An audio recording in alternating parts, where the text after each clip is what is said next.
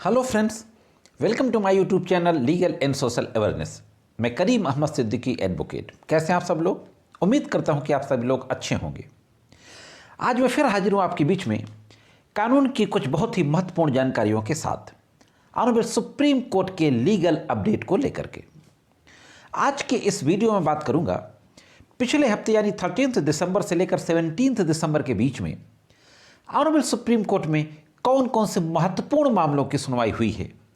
उनमें से कुछ महत्वपूर्ण मामलों को लेकर के आज बातचीत करेंगे, उनके हेडलाइंस को देखेंगे, पूरा मामला क्या था यह देखेंगे, ऑनरेबल सुप्रीम कोर्ट ने क्या कहा फाइनली यह भी देखेंगे। तो जुड़े रहें आखिरी तक, देखते हैं कि इस संबंध में संपूर्ण जानकारी क्या है। साथियों, इसी तरीके की कानूनी जानकारी को पाने के लिए अगर अभी तक आपने चैनल को सब्सक्राइब ना किया हो, वीडियो को पहली बार देख रहे हो, तो मेरे चैनल को सब्सक्राइब करके बेल बटन को हिट करके ऑल पे सेट कर दें, जिससे कि इन फ्यूचर जो वीडियोज अपलोड होते हैं उसका नोटिफिकेशन आप तक पहुंच सके और आपको कानून की महत्वपूर्ण और इंटरेस्टिंग जानकारी आप मिल सके। आज का जो पहला केस है वो आंध्र प्रदेश से रिलेटेड है। मैं आपको बता दूं कि आंध्र प्रदेश के कर्नूल में ब्रह्मर मंबा मल्लिकार्जुन स्वामी का मंदिर है। उस मंदिर से जुड़ी हुई कुछ दुकानें और शॉपिंग कॉम्प्लेक्स हैं जिनको लीज पर देना था और नीलामी होनी थी।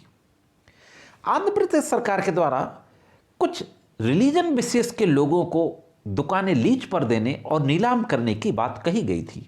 मामला हाई कोर्ट जाता है, हाई कोर्ट से कोई रिलीफ नहीं मिलती तो यह मामला सुप्रीम कोर्ट जाता है।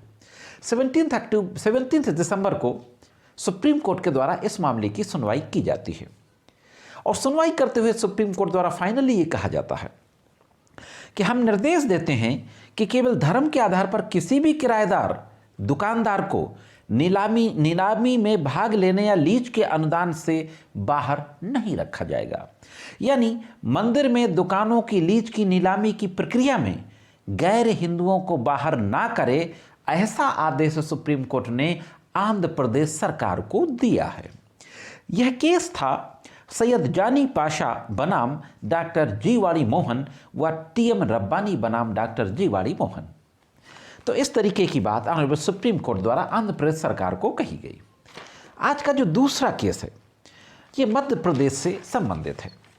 ऑनरेबल सुप्रीम कोर्ट ने मध्य प्रदेश में स्थानीय निकाय चुनावों में ओबीसी सीटों पर चुनाव प्रक्रिया पर रोक लगा दी।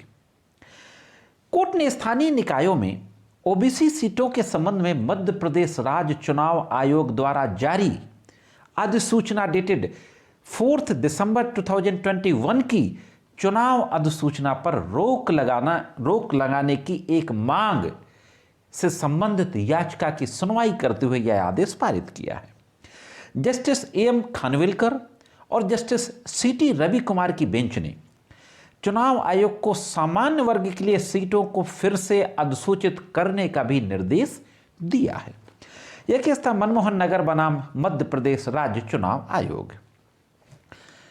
आज का जो तीसरा महत्वपूर्ण केस है वह केस अनुकंपा नियुक्ति से संबंधित है, भारत संघ बनाम अमृता सिन्हा। इसमें ऑनरेबल सुप्रीम कोर्ट ने कहा कि अनुकंपा नियुक्ति अधिकार का मामला नहीं है, बल्कि यह परिवार को वित्तीय संकट से तुरंत निपटने के लिए प्रदान की जाती है। सुप्रीम कोर्ट ने कहा निसंदेह पेंशन उपहार देने का कारण नहीं है, बल्कि उस सेवा के लिए है जो एक कर्मचारी द्वारा प्रदान की गई है। कोर्ट ने आगे कहा कि अनुकंपा नियुक्ति एक निहित अधिकार नहीं है, यह सेवा के दौरान व्यक्ति की मृत्यु के कारण परिवार को वित्तीय संकट से निपटने में सक्षम बनाने के लिए प्रदान की जाती है। तो इस तरीके से सुप्रीम कोर्ट ने साफ कर दिया कि जो अनुकंपा नियुक्ति होती है किसी कर्मचारी की मृत्यु के बाद, उसके परिवार वालों को जो उसकी जगह नौकरी पर रखा जाता है, जिसको अनुकंपा नियुक्ति कहते हैं, यह एक अधिकार नहीं है, बल्कि उस परिवार के लिए रोजी रोटी की व्यवस्था करने जैसा है। आज का जो नेक्स्ट केस है वह भी एक महत्वपूर्ण केस है दोस्तों, पेगासस मामले से जुड़ा हुआ है। आपको पता है कि पेगासस के मामले में ऑनरेबल सुप्रीम कोर्ट ने जांच के लिए एक स्वतंत्र जांच कमेटी का गठन कर दिया है। इसी के साथ साथ पश्चिम बंगाल राज्य सरकार ने भी एक जांच आयोग बनाया था। सुप्रीम कोर्ट के सेवानिवृत्त जज जस्टिस मदन वी लोकर की अध्यक्षता में मदन वी लोकर आयोग, और यह आयोग भी अपनी जांच कर रहा था। तो सुप्रीम कोर्ट ने इस आयोग की कार्यवाही पर नाखुशी व्यक्त करते हुए इस मामले की जांच करने के लिए आयोग की कार्यवाही को रोक दिया। यानी सुप्रीम कोर्ट ने पेगासस मामले में पश्चिम बंगाल सरकार द्वारा गठित जस्टिस लोकर आयोग की जांच पर रोक लगा दी, और सुप्रीम कोर्ट ने कहा कि हम तो पहले ही कमेटी बना चुके हैं जो इसकी स्वतंत्र रूप से जांच कर रही है। दूसरा जो महत्वपूर्ण मामला है वह प्रत्येक व्यक्ति के डे टू डे लाइफ से जुड़ा हुआ मामला है, रुपए पैसों के उधार लेन देन से संबंधित है। सुप्रीम कोर्ट ने महत्वपूर्ण प्रिंसिपल लेट डाउन करते हुए कहा कि उधार दिए गए रुपयों का पूरा भुगतान साबित करने का जो भार होता है वो दावा करने वाली पार्टी पर है। कोर्ट ने कहा कि एक पार्टी जो किसी तारीख विशेष को कुछ राशि प्राप्त करना स्वीकार करती है, इसके बाद बाकी राशि की मांग करती है, तो फिर उसी पार्टी को यह साबित करना होगा कि इनके ऊपर इतना बकाया है अथवा नहीं है।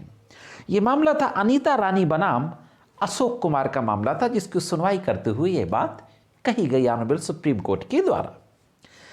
आज के इस एपिसोड में जो मैं आखिरी केस ले रहा हूं वह भी महत्वपूर्ण है और महाराष्ट्र सरकार से संबंधित है। सुप्रीम कोर्ट ने महाराष्ट्र सरकार को 10 दिनों के भीतर उन सभी आवेदकों को जिन्होंने कोविड-19 से हुई मृत्यु के संबंध में मुआवजा प्राप्त करने के लिए दिए गए थे, उनको भुगतान करने का निर्देश जारी किया है। सुप्रीम कोर्ट के न्यायमूर्ति एम.आर. शाह और न्यायमूर्ति बी.बी. नागरत्ना की पीठ ने कहा कि महाराष्ट्र राज्य सरकार उन सभी आवेदकों को 10 दिनों के भीतर 50,000 रुपया अनुग्रह राशि का भुगतान करे, ऐसा निर्देश सुप्रीम कोर्ट के द्वारा दोस्तों दिया गया है महाराष्ट्र सरकार को। तो यह थी ऑनरेबल सुप्रीम कोर्ट के करंट अफेयर्स यानी लीगल अपडेट्स के बारे में महत्वपूर्ण जानकारी। यह जानकारी कैसे लगी कमेंट्स करके जरूर बताएं। आज के वीडियो में सिर्फ इतना ही। मिलते हैं किसी अन्य वीडियो में कानून की कुछ अन्य जानकारियों के साथ। तब तक कानून की विभिन्न तरीके की जानकारी के लिए देखते रहें legal and social awareness. Unacademy एक ऐसा ऑनलाइन एजुकेशन प्लेटफॉर्म जहां पर आपको कंप्लीट पैकेज मिलता है और भीड़ से अलग दिखकर अपने जुडिशियल ऑफिसर बनने के सपने को पूरा कर सकते हैं।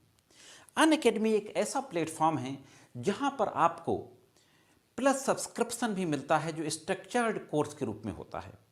अनअकैडमी के प्लेटफॉर्म पर जो एक्सपर्ट एजुकेटर्स होते हैं, लॉ प्रोफेशनल्स, उनके द्वारा आपकी क्लासेस ली जाती हैं। यहाँ पर टेस्ट सीरीज भी होती हैं, लाइव टेस्ट क्विजेज वगैरह भी होते हैं, लाइव इंट्रैक्शन होता है during the live class. Unacademy YouTube judiciary पर भी आपको लॉ की क्लासेस मिल जाती हैं। अनअकैडमी पर रैपिड रिवीजन की सीरीज चलाई जाती हैं। एक्सपर्ट एजुकेटर्स के द्वारा रैपिड रिवीजन सीरीज के साथ साथ जुडिशरी के एग्जाम्स से रिलेटेड आपको प्रॉपर गाइडेंस प्रोवाइड किया जाता है।